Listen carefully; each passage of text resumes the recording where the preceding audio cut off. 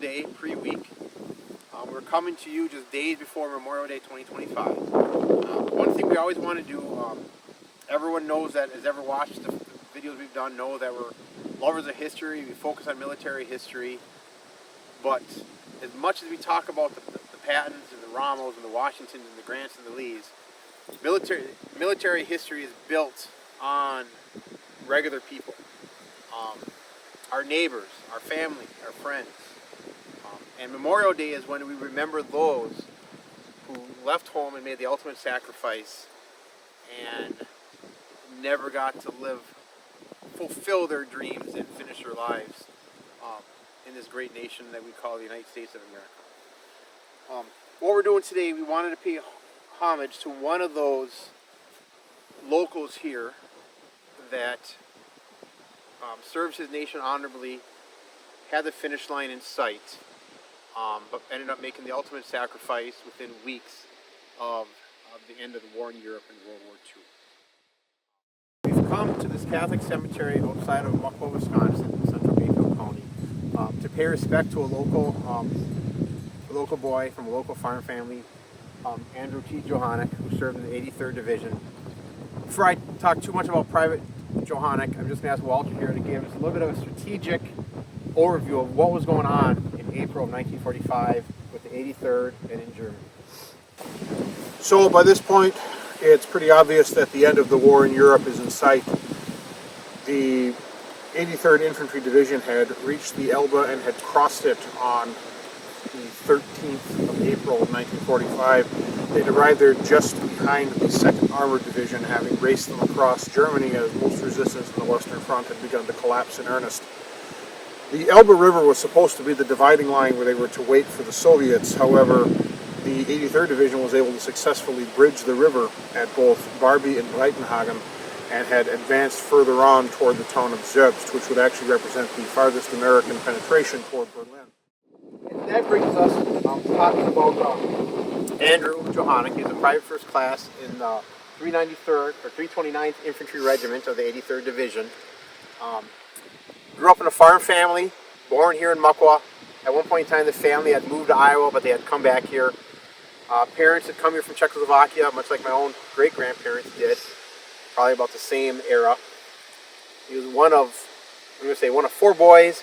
He had a sister. 3 of those boys, to my knowledge, served in the military. A brother, also in World War II, survived the war. A younger brother, Walter, served in the Korean War. Andrew had joined the Army. He had one tangential connection that I found when I was reading up on Private Johannek is he did his stateside training at Camp Landing, Florida, and 60 years later, prior to my second trip to Iraq, I did my training at Camp Landing, Florida. So we had that kind of tangential connection with it. I have my own. So my grandfather, Walter C. Cagle, was serving with the 234th Engineer Combat Battalion, which was attached to the 83rd Infantry Division. And his unit was actually involved in the construction of the second bridge at Breitenhagen, Germany, in that same area.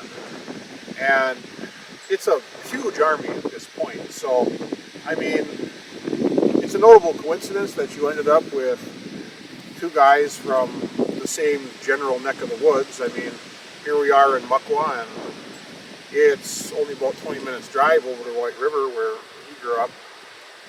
So all kind of in the same general area, and that they ended up there together. And then it's, personally, to me, it's always very poignant to hear during the Memorial Day service. Just the simple fact that I can look at that grave and we've got the same area that my grandfather was in. We've got essentially 2 local boys, and one made it home, one did not. So that's always resonated deeply with me. Private Johannek, he had served, like many soldiers. They could see the end of the war. Everyone knew the war was about to be over. Literally weeks away from the German surrender. April 13th, his unit crossed the Elbe, as Walter was talking about earlier. April 15th, Private Johannek was killed in action. His family did not get the word until after news of the German surrender had arrived. So they kind of had that roller coaster. I can only imagine that roller coaster of emotions. Especially being able to see the finish line and then following your country's service. Memorial Day, and that's what we want to stress, is remembering why we celebrate, why we have our observations on Memorial Day. It is to honor the service of those who made the ultimate sacrifice and not to forget their memories. Part of keeping history alive is keeping their names and keeping their stories on our tongues and moving down from generation to generation. On this Memorial Day weekend and on this coming Memorial Day, please keep soldiers like Buckwa, Native, Andrew, Joanna, and all those others like him in your thoughts and prayers and memories. And the best tribute you can give them, be an American, be the best human being you can be to make their sacrifice worthy of their sacrifice.